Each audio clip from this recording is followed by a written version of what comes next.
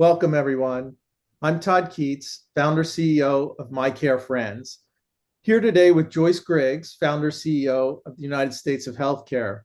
We've known each other for a few years and have come together to create a collaborative program between our companies. The program focuses on women and autoimmune diseases.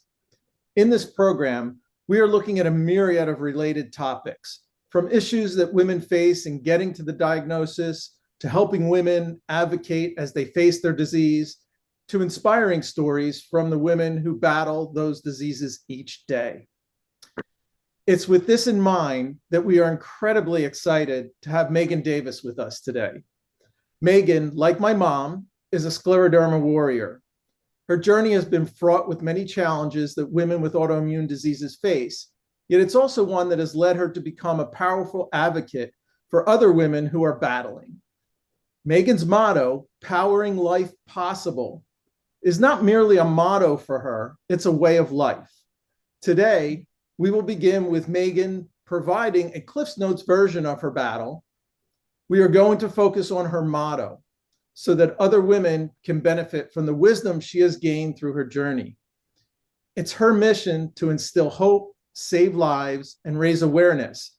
And our goal today is to have you walk away inspired by Meghan and today's conversation. Welcome, Meghan. Thank you. Thank you, Todd and Joyce, for having me here today. I appreciate that. And yes, powering life possible is something that I live by every single day. I am a scleroderma warrior, and my journey has started over 6 years ago. But I am now 5.5 years old because I had a stem cell transplant. So I'm excited to share my story and my journey with you all today and continue to instill hope and faith into those that are going through scleroderma or an autoimmune disease and are looking for the answer or answers. That's great. And can you provide us a little bit more of a brief overview of your journey and the importance of recovery for women with autoimmune diseases? So back in January 2018, I had a healthy son. I was pregnant and gave birth in January, and my pregnancy went smoothly. And immediately after having the birth of my son, I went back to my normal living. I was an athlete prior to scleroderma and during my pregnancy, and I started my journey of working out again. And about 8 weeks after having my son, I decided to get the Mirena IUD birth control. And then within 2 weeks of having that Mirena put in, I started developing some signs and symptoms, and I wasn't sure what it was. So with me and my gut feeling, I went back into my GYN and I asked to get the Mirena IUD taken out. And after that, my signs and symptoms that I was developing continued. I started to get foggy brain. I started to get swelling of my hands and my feet. My skin started to get extremely tight. I started to get paralysis when walking, very fatigued. This was not normal for me. I was an athlete prior to my pregnancy. I was an Ironman. I was a marathon runner. I was a bodybuilder. I did everything possible to fueled my life of my body correctly with the correct foods. I was a nutritionist. So I knew something was wrong with me, and I went to the doctor, and the doctors would say to me, "Oh, you just had a son. You were just had a baby. Your hormones are changing, or you're washing too many bottles. Your hands are just a little sore. Give it some time." Or, nobody was really listening to me and what I was trying to say to them with these symptoms that I was experiencing. It was not normal, and I know my body as an athlete. So as time went on, we're talking 6 to 8 months, I was rapidly decreasing the way of life. I was turning to stone. It got to the point where my mom was taking care of me and my child. I could no longer care for my newborn baby. I couldn't open baby food bottles, to put food. I couldn't change diapers. I couldn't get up in the middle of the night when I heard my son cry. I was in excruciating pain. And nobody could tell me what was wrong with me. I saw multiple doctors. They told me to change my diet, which I did, and which was surprising to me because I ate so clean. And, they told me to eliminate gluten and dairy. Well, I had already done that because my son was having acid reflux issues as a baby. So there was a big unknown, and the blood work was not telling me what was wrong with me. And finally, as my mom wheeled me into my primary care physician, they finally looked at me and said, there is something wrong with you. You can no longer walk. You can't raise your hands up. You can't wash your hair. You can't brush your teeth. I think I know who I need to send you to. So my physician sent me to a rheumatologist, and thank God he stayed open that night because my mom took me over to him. And when I walked in the door, the rheumatologist looked at me and said, you have rapid diffuse scleroderma, by just looking at me. And I had no idea what that meant. I had no idea what scleroderma was. I thought, wow, this is great. What's my next step? So he looked at me and said, you need to be seen ASAP, and you need to go down to MUSC, which luckily I live here in Myrtle Beach, South Carolina. MUSC is right down in Charleston, and they are leading the way of scleroderma research, right? So I'm blessed that I was very close to that. And with that diagnosis, I was declining, like I said, rapidly. I was luckily able to see Dr. Frost and Dr. Silver from MUSC and started my treatment. I started getting on chemotherapy drugs, methotrexate, Cellcept, but nothing was working. And I begged basically for my life to be saved. Nothing, here I am as a Ironman, a mom, and I had my way of living was staying on a couch. I couldn't walk. I was turning to stone. So that's when the opportunity came where, after holding Dr. Frost's hands and saying, I want to live, please, please save me, they did look at me and say that there is an option and it's new, and we think you would be a great candidate for. And that was an HSCT, stem cell transplant. So off I went to Duke for evaluation for my stem cell transplant. And after going through evaluation, I was a perfect candidate. I was young, I was healthy, I was fit. I was basically the healthiest sick person you could see with scleroderma. And that's when I started my journey of having a stem cell transplant in January 2019.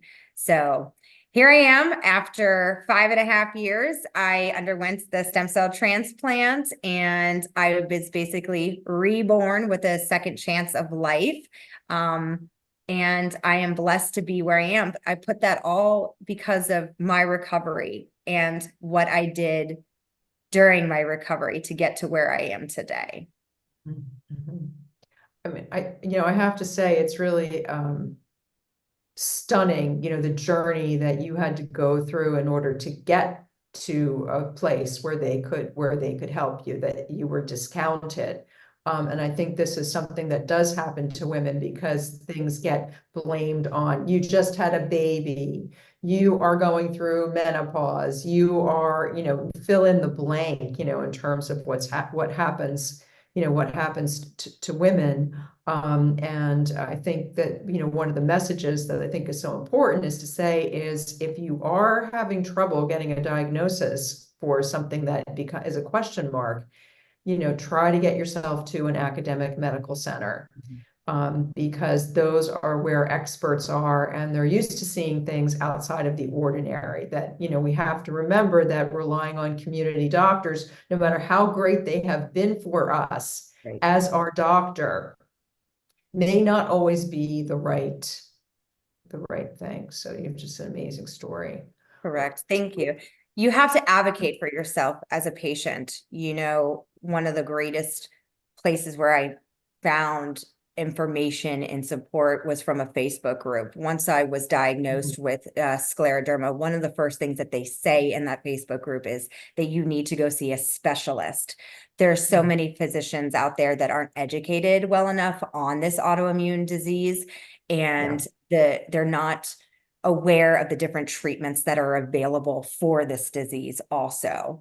And we spent a lot of time in this group really advocating for, doctors to be aware of what is available out there. So, I want to just one more point about that. Totally agree. And that's something we had to do with my mom as well. I think it's important for the audience, for the viewers, to keep in mind that a lot is expected of doctors. There's a lot of expected of all doctors, whether they're community doctors or at the best known teaching institutions. Keep in mind that there are thousands and thousands and thousands of diseases, of rare diseases, that it's impossible for any human being to know everything about all of these. And that's, to Joyce's point, it's so important to get to the specialist. And your point as well, Megan, it's just so important to try and get that.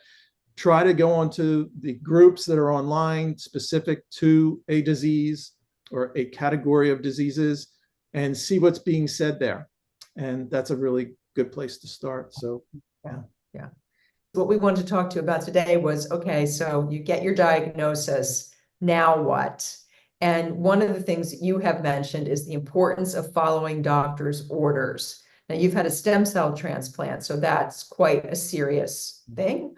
And we're just wondering if you could talk a little bit about some of the highlights of following that medical advice that you got from your team at Duke. correct. Thank you.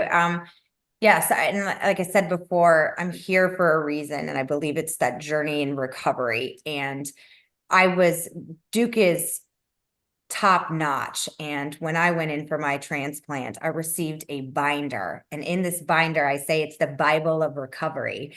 And it's given me information to follow and rules, whether it has to do with, consistency and getting onto a routine.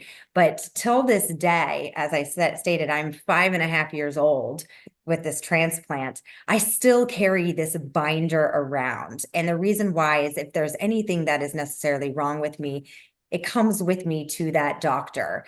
And really following the rules is important. So if anybody is going through a transplant, or if anybody reaches out to me and they've just recently been diagnosed with scleroderma or an autoimmune disease, I say to them, listen to your doctor. If the doctor is telling you to do these things, do them, because you cannot rush recovery. Okay. Everybody's journey is different. My journey was completely different than the, number 2 and number 4 that came out of the transplant at Duke. But by following this Duke Care binder, I had certain guidelines to make sure that I didn't poke the bear or trigger, the autoimmune disease to get flared up in my body again. But it was really just to help me stay consistent with a routine and continue, to just follow my doctor's orders. It's very important. To me, there's certain rules that you just can't break during this journey. So, yeah, the non-negotiables. Right. And, even though it's been 5.5 years, I still follow those. You have some guidelines that you need to follow within, the first weeks of having the transplant, the first 3 months, the first 6 months. But this is something that I've adopted, into my lifestyle for the last 5.5 years. It becomes a habit. And, after 21 days, this habit becomes some part of your life.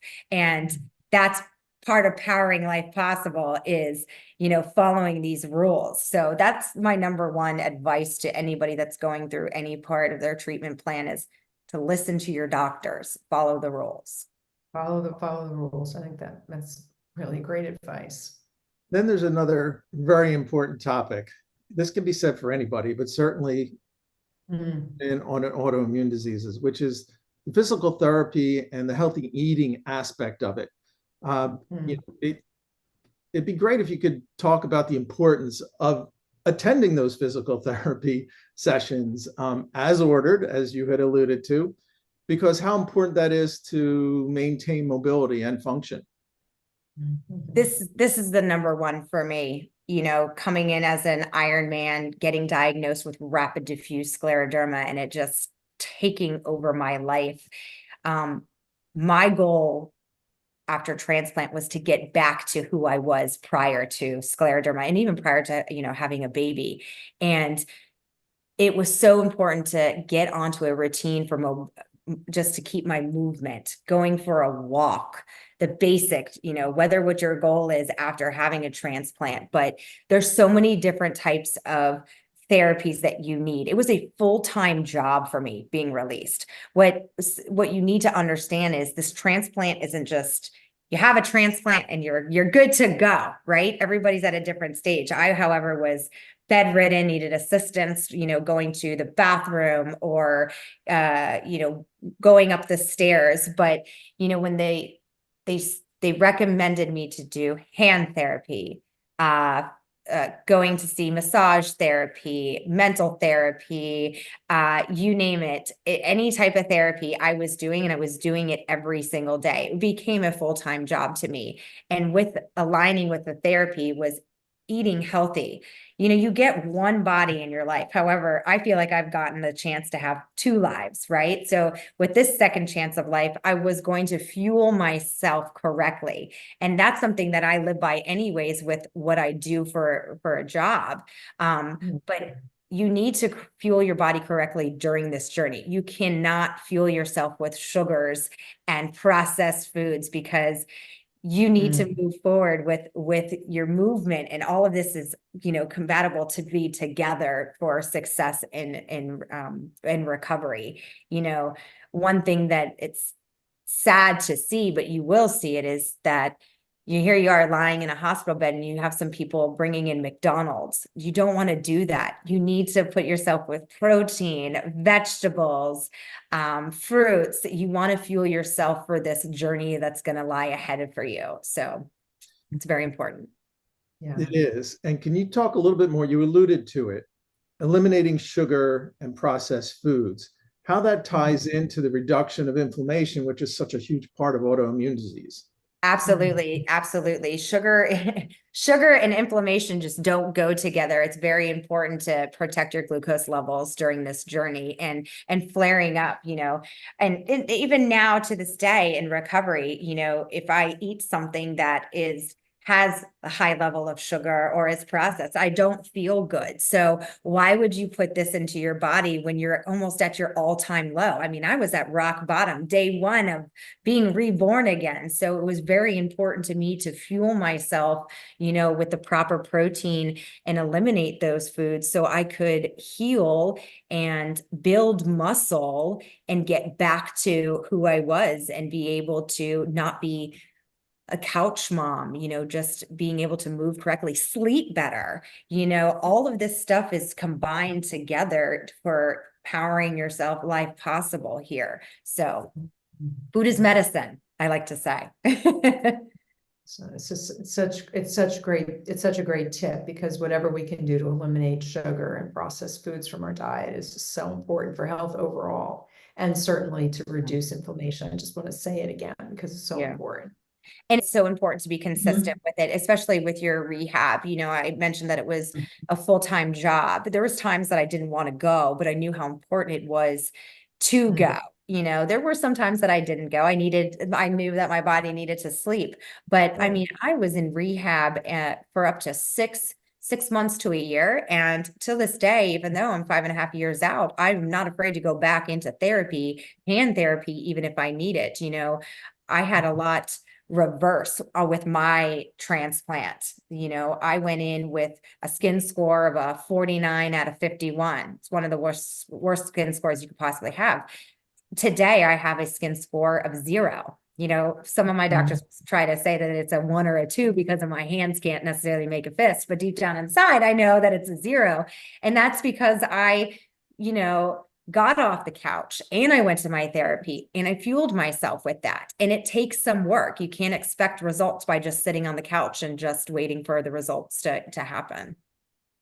Yeah, small steps consistently Mhm. taken lead to Yeah. remarkable results.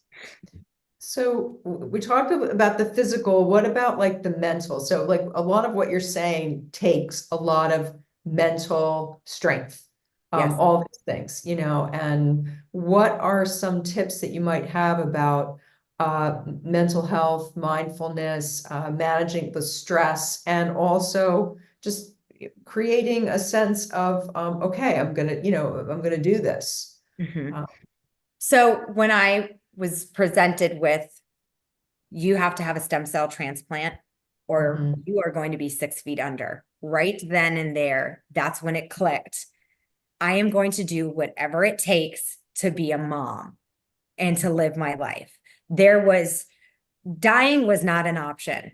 And that's what clicked on immediately for me. I felt like everything that led up to this moment, I was as an athlete, everything that I was training for this moment, was to beat this disease that has no cure, right? I was going to do whatever it took. So, yes, that switched on there. And going through the process of the transplant, I had nothing but my son and my husband and my family in my mind.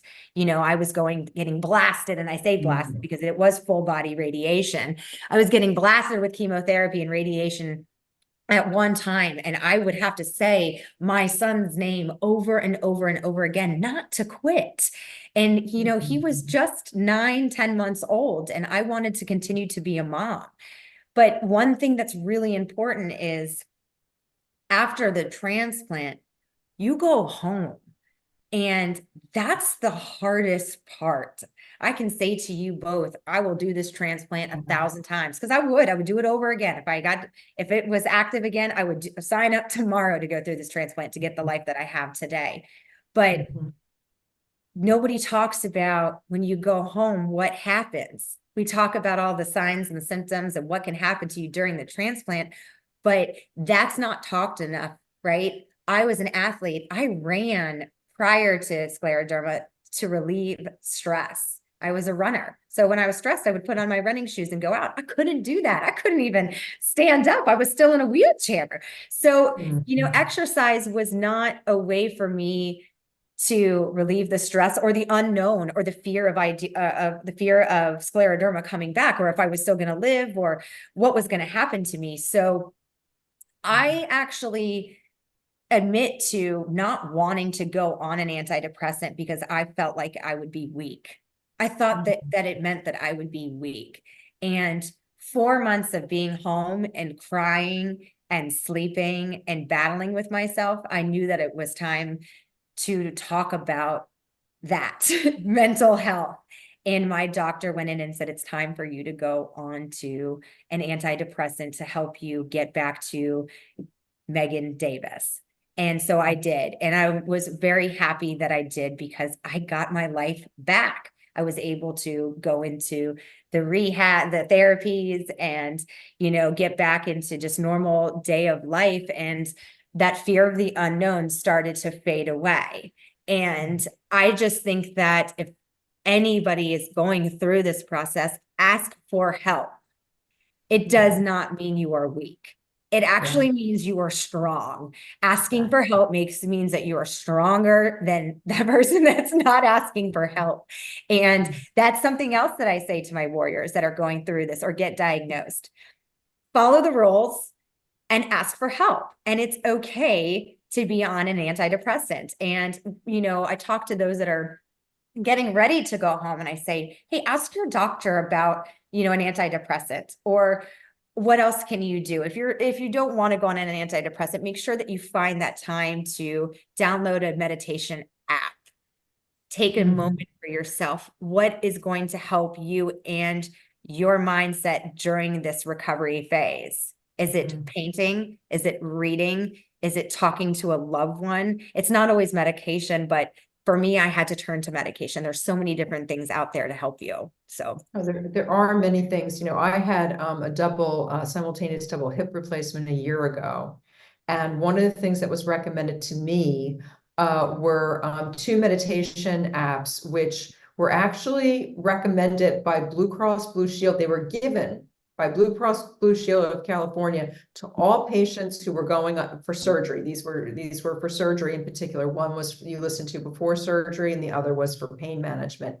So there are data that show that things like meditation can actually help to improve outcomes. And the things that they saw with this this particular app in particular, or meditation, was that it reduced bleeding, it reduced time to recovery, and it reduced time in the hospital. So these are real tangible things that are good for you. And I mean, they're also good for the insurance company because they reduce costs. And that's the reason why they give these things out. But it's really worth it to look into these things. The mind is a very powerful thing. And if we can get our mind on our side, when you're recently diagnosed with something devastating like an autoimmune disease, when you're, facing, therapies that are very difficult, that are going to be difficult before it gets better, the mind can be a very powerful tool in getting us through, provided that we take care of it in just the right way. So I just wanted to make that point because you're making it, but it's so important. Yeah. Duke had a counselor that came in to help me during this process, and I was very grateful for that. That was something that I didn't expect, but I became very close with her, and till this day we still talk. And the important part here is my sister and my dad were my caregiver, and they utilized the apps also during this journey. My sister, was by my bed every single night, and she was the one that would start the breathing exercises, sound meditation, and just help me soothe so I could get a good night's sleep. But long and behold, it was also helping her. So it was a double win. No Yeah, question. that's beautiful. No question. Caregivers need that care as well along this journey. And I myself, I use Insight Timer, which is a great meditation app. And I turn people onto that. It seems like every week, sometimes every day, I tell them about it. Like, oh my gosh, I didn't know that. And so just that little bit can be so helpful, which leads us to our next topic. What's helpful, which is surrounding yourself with a supportive, healing environment. And that includes people. And so, the challenge, talk about that and the challenges of removing toxicity from your life when you're going through something that you can't afford to have that toxicity, because that just exacerbates any disease, but certainly autoimmune diseases. This actually goes back to being diagnosed, right? You're talking with maybe some family, some friends, coworkers of what is happening to you. And some don't understand. Even from physicians, you get, oh, it's in your head, or you're lazy, or stop complaining, right? So that's why, number one, it's so important for your family, your friends, and your loved ones to be educated on this disease or the disease that you may have. I had my family join the Scleroderma support groups also. And so they can understand that what I was going through wasn't just me, others were feeling the same thing. I also introduced them to caregiver support groups too. So they had a place to go and vent, to understand, how to react to somebody who has a autoimmune disorder that has no cure. Okay. And also when I was in Duke, there was caregiving classes for my father and my sister to attend to help understand the process of the transplant journey. But then going home, that's when I realized who really was there for me during this time and who was my biggest supporter, who understood. And from that moment on, I decided to gravitate to those who supported me into that journey. That's what I needed. And I believe it's very helpful in that healing process when you're going home with that unknown. So you have to look at life. I look at life a lot different now. So if there's any type of toxicity, it's best for me to separate myself from that. So I'm not necessarily triggering myself, because Scleroderma is rare and we don't know what triggers it. So I say that with the best advice is remove yourself from that situation and gravitate to people who support you on this journey. And I know that I have that Facebook group that I talk about so much is where I tend to gravitate to, along with my family and friends that have supported me through this journey. It's such a microcosm of life in general. When you Mhm. really think about it, Mhm. removing the toxicity from our lives and the people that just do not serve us well. Just a little aside. Yeah. Mhm. It's very true. So we can segue a little bit then into like self-care and rest, especially rest. And how does one, especially, you're a young mom and all these things in your life, how did you go around prioritizing self-care and rest? Well, I was lucky to have a mom that stepped in and was basically the mom for my son during this process. So I could focus on my recovery journey.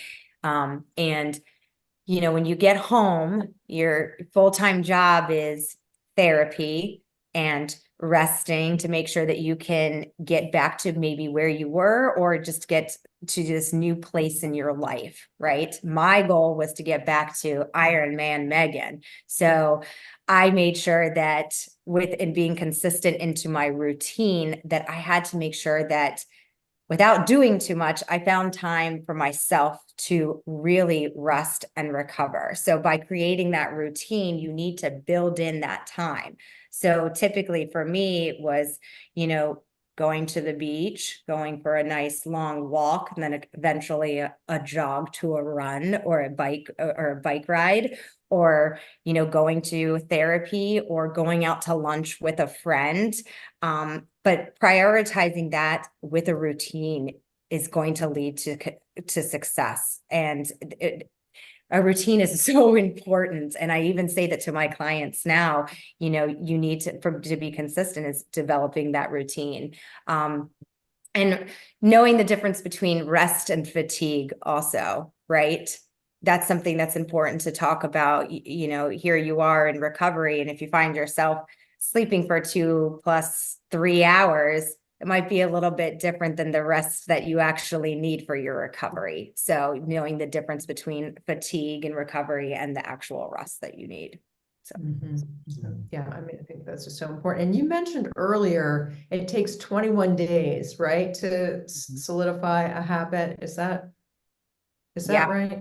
It's about 21 days to break a habit for something to come consistent in your life. And that goes with even cutting out sugars. So, and I say that to my clients every single day by detoxing yourself, and getting into a habit, it's just going to become consistent in your life. Good points. Good points.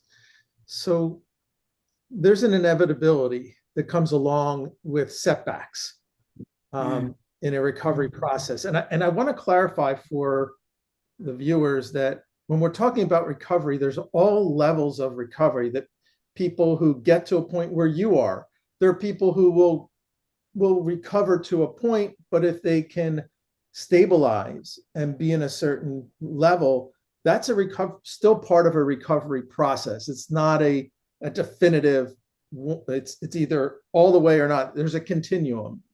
So can you talk about the importance of seeking help when needed? You alluded to it earlier, and who is that from during those setbacks? So when you're released after transplant, or even if you've been diagnosed with an autoimmune disease, setbacks. So what I mean by that is recovery has no end date. So what typically happens is things are going well, and then all of a sudden you get a bump in the road. Maybe you get sick, or maybe you develop something in your blood work, and it's not that your recovery has come to a halt. And that's something that we mentally fear, the unknown. So I always say to our warriors is, it's 3 steps forward, 1 step back, 1 step forward, 3 steps back. So, and honestly, till this day, 5.5 years, I still have those setbacks, but look how far that I've come. So I like to say, don't compare yourself to what you were yesterday. Compare yourself to where you were a week ago. And that's what important to also document your journey, and that's something that you should be doing obviously from day one with your signs and symptoms. And most people tend to do that. They start documenting their signs and their symptoms, but that's something that's carried over into recovery, is documenting how you're feeling. So, I'll give an example. Here I am 5.5 years ago from my 5-year checkup. I had a little bit of a hiccup in my blood work. Ooh, it was a little bit of a setback, but I'm still moving forward. And, till this day, I still get itchy and my skin is still softening. So recovery never ends, but, making sure that you check back in with your physician. And I also like to say that because of where I am today, it's because I continue to check in with my bone marrow transplant team. They can laugh if they're watching this. They're going to say, oh, they tried to break up with me so many different times and to try to pass me back over to, my primary care into MUSC. But, obviously I do my 1-year checkup with them, but I know deep down inside that no one knows this process and this disease better than my scleroderma specialist and my bone marrow transplant doctor. So with my Duke binder, I always make sure if there's anything that, pops up, always check back in with them first before making any decisions or, following through with another doctor or maybe, another medication if I need something, if I'm sick. It's always checking back with those scleroderma specialists first. That's great. Before I pass it on to Joyce for the next topic, you mentioned something, and I want to do a little plug for another episode we're going to be doing. You talked about journaling what your symptoms are, how you're feeling, etc. And so we hope that the audience will check out another episode of the Women in Autoimmune Disease program that we're doing, a series that we're doing with Tracy Wilson Rossman, who is the founder of Journal My Health, which is a wonderful app. And so I'll pass it on to Joyce from there. Yeah. Yeah, and I will, stay on journaling for just a second, because you make a great point about that. It's easy. We have built-in forgetters. And so as we're going through that process of recovery, once there's been a diagnosis, you're on therapy, it is important to just keep a journal, because things happen incrementally. And we may notice something in its earlier stage through the process of journaling versus because we're adaptable as human beings. So the small incremental changes we may not notice if we're not keeping a regular journal. And then suddenly you see a pattern much earlier than if we weren't journaling. And it can just be quick notes. It doesn't have to be anything lengthy. I don't know if you have anything else you want to say about that before we move on. It's saved my life, right? Especially to get me and navigate me to the right physician after all. So, here I am as a wellness coach. I tell my clients every single day, I can't help them unless they journal. I can't find out what is wrong with them, why they're not losing weight or why they had the week that they did, unless I can see their journal. So that's something that I did with day one. And at the time, I was using my cell phone. Honestly, I was nursing my son. So one paper was the timing of nursing my son. And then the next note on the next part of my cell phone was, okay, April 16th, I swollen legs, hands hurt, headache, foggy brain. And then you could just see the consistency, and then you were journaling everything from what you were doing that day to where you were, how did you sleep? And, I presented this to physicians, and, they're looking at it at first. They did obviously I had just had a baby, but as time got on, I was able to get to the right physician. And they looked at my journal and said, wow, you should have been diagnosed 6 months ago. So, and that's a scary thought, right? Where would I be today if I was diagnosed 6 months ago? So, yeah, I mean, that's the sad reality. So, this leads to what you're just saying. It leads to educating, yourself, educating others, to learn more about educating your own doctors. What are some of your thoughts about that? Well, the day I was diagnosed with rapid diffuse scleroderma, I screamed and I didn't know what it was. And the very first thing that I did is I went to Google, and that was scarier. That is a moment I will never forget. I can actually remember exactly where I was, when I was reading what scleroderma was, and my reaction, and I can actually feel it to this day. And I was very surprised how many physicians did not understand or know what scleroderma was either. And as stated before, in that scleroderma group, the first thing that they said to me is, you need to get to a scleroderma specialist to get your answers and get your treatment plan. So during this journey of recovery, or wherever I am, I talk and educate any physician that I can get my hands on what scleroderma is. So there was many times where if I had to go to the emergency room, it was quite shocking to, I'm trying to get labs drawn and they can't get the needle through my really thick skin. And I say, well, I have scleroderma. And it's quite scary to know that some of these physicians have to turn around and Google themselves, what is scleroderma? So as a patient who has scleroderma, it's very frustrating and scary to me that I'm about to put my hands into somebody who doesn't know anything about this disease. That's frightening. So I've made it a mission that, and instead of looking at it like, you don't understand me, it's, I'm going to educate you on my disease. And I want you to understand that it's actually not as rare as it says it is on Google. So that's typically one of my missions, is to be able to change that on, Google or MD, WebMD, or something that states that. But it's to use this as an educational purpose, any physician that I can get my hands on, talk about scleroderma and how it's different in everyone. Not everyone has rapid diffuse scleroderma.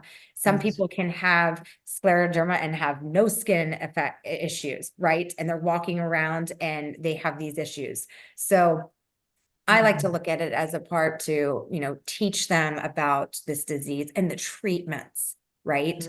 And talk about it, and then connect, and then ask them, do they know anybody that has scleroderma? So really just looking at it from that perspective.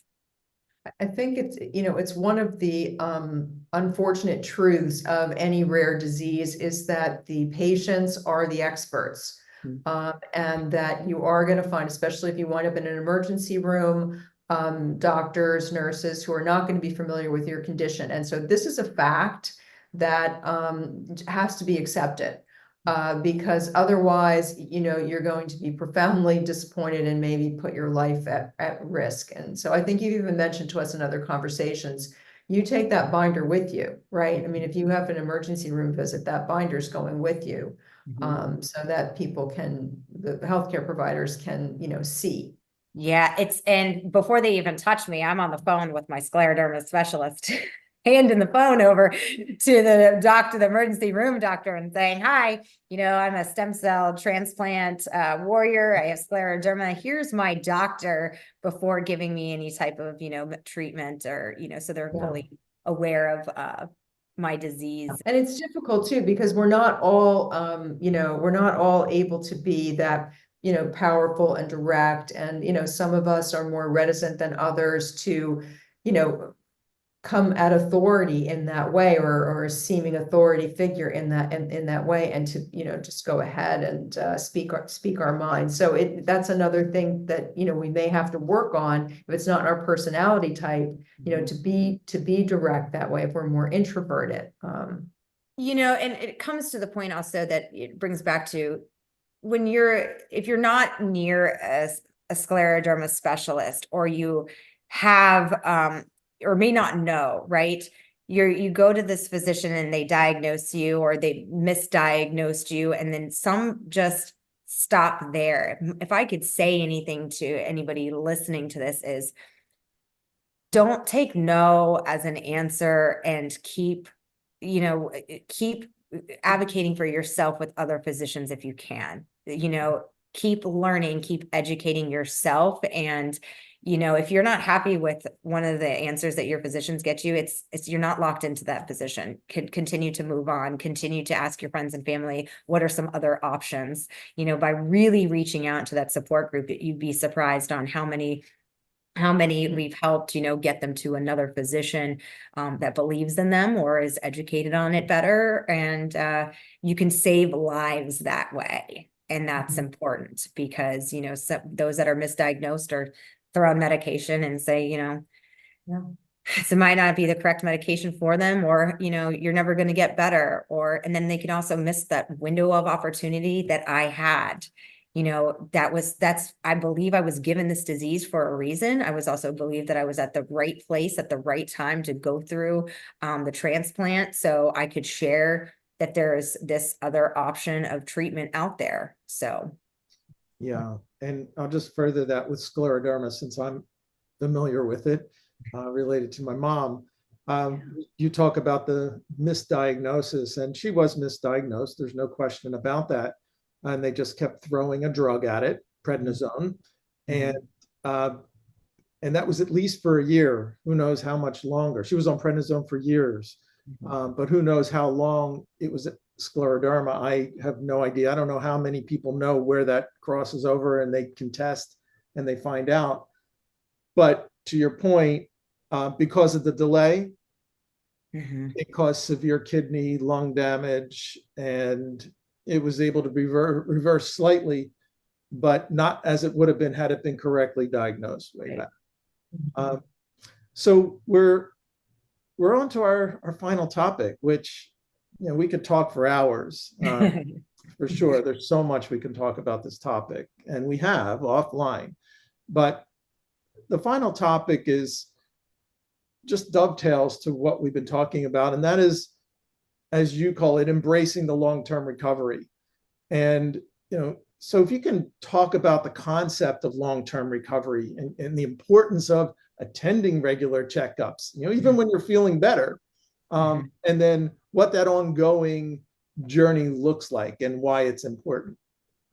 So I stated that there's no end date in recovery. Everyone's journey is going to look different, you know, and my journey is different than all the other scleroderma warriors that went through their transplant. We can attest to that. Everyone has a different, because we all have a different goal at the end, right?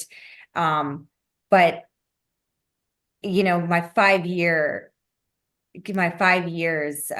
check-in came up, and I felt so good.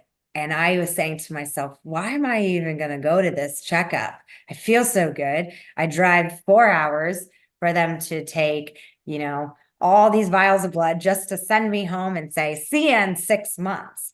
And I had a wake-up call. And I think that this is very important, that when I went for my 5-year checkup, they said, hold on, we flagged a couple of, you know, markers on these blood counts.